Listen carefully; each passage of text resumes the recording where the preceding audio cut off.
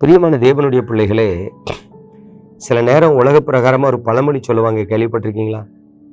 உயர உயர பறந்தாலும் ஊர்க்குருவி பருந்தாகாதுன்னு ஒரு பழமொழி உண்டு, பார்த்துருக்கீங்களா? அதே மாதிரி எவ்வளவுதான் ஜெபித்தாலும், எவ்வளவுதான் நீங்க கர்த்தருடைய ஆலயத்துக்கு போனாலும், சில நேரம் ஆவிக்குரிய வாழ்க்கையில சிலர் வளரவே மாட்டாங்க, பார்த்துருக்கீங்களா? ஆமா.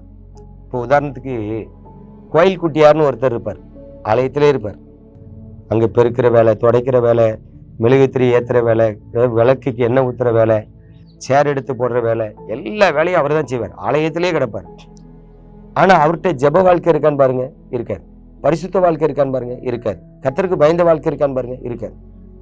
சில தாய்மார்கள் இருக்காங்க, கூட்டம் கூட்டம் கூட்டம்னு எங்கே கூட்டம் நடந்தாலும் ஓடுவாங்க. திங்கக்கிழமையிலேருந்து ஞாயிற்றுக்கிழமை வரைக்கும் கூட்டத்துக்கு போனேன் கூட்டத்துக்கு ஓடிக்கிட்டே இருப்பாங்க. ஆனா ஆவிக்குரிய வாழ்க்கையில வளர்ந்துருக்காங்களான்னு பாருங்க, பரிசுத்த வாட்டிகளா இருக்கிறாங்களான்னு பாருங்க, நல்லா ஜெபிக்கிறாங்களான்னு பாருங்க.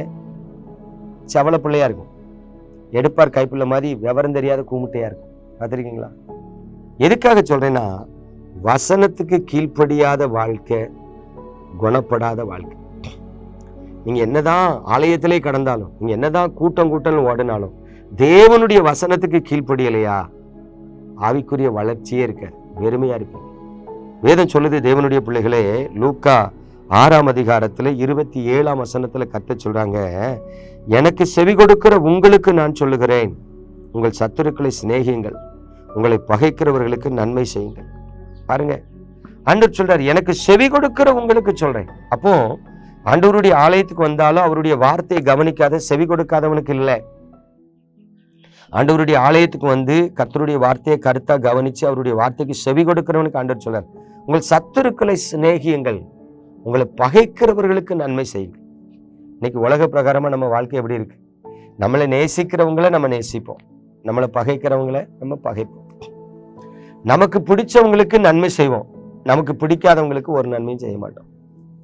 அப்போ இது வேதத்துக்கு முரணான வாழ்க்கை, வேதத்துக்கு கீழ்ப்படியாத வாழ்க்கை, ஆண்டவருடைய ஆலோசனைக்கு எதிர்த்து நடக்கிற வாழ்க்கை. இன்னைக்கு தேவ சமூகத்தில் அமர்ந்த கர்த்தருடைய வார்த்தையை கேட்கிற எனக்கு அன்பான தேவனுடைய பிள்ளைகளே, நீங்க விசுவாசிகள் என்று சொல்லிக் கொள்றீங்க, ஜெபிக்கிறீங்க, வேதத்தை வாசிக்கிறீங்க, ஆனா தேவனுடைய வார்த்தைக்கு செவி கொடுக்கிறீர்களா?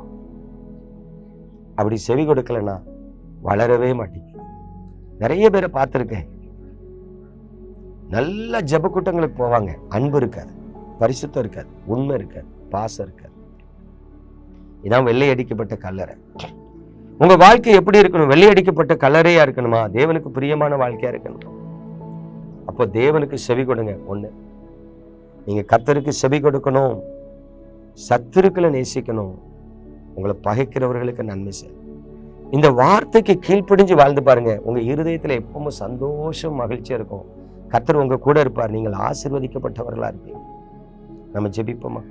எங்கள் அன்பின் பரலோக தகப்பனே, பரிசுத்தமான இந்த நாளிலே உமது கிருபையுள்ள கரத்தில் உமது பிள்ளைகளை தருகிறேன். இந்த பிள்ளைகளை ஆசீர்வதிக்கிறப்பா, நாங்கள் உமது கற்பனைகளின்படி நடக்கவும், உமது கற்பனைகளை கை கொள்ளவும் கர்த்தர் எங்களுக்கு கிருபை செய்வீரா. ஆண்டவரே, உம்முடைய இரக்கங்கள் மாறாதவைகள், கிருபைகள் மாறாதவைகள். ஆண்டவரே, அந்த மாறாத கிருபையும் இரக்கமும் உமது பிள்ளைகளை தாங்கி நடத்தட்டும், இவர்களும் சாட்சியாய் வாழட்டும். இயேசு கிறிஸ்துவின் அற்புத நாமத்தில் ஜெபிக்கிறேன் நல்ல பிதாவே, ஆமென்.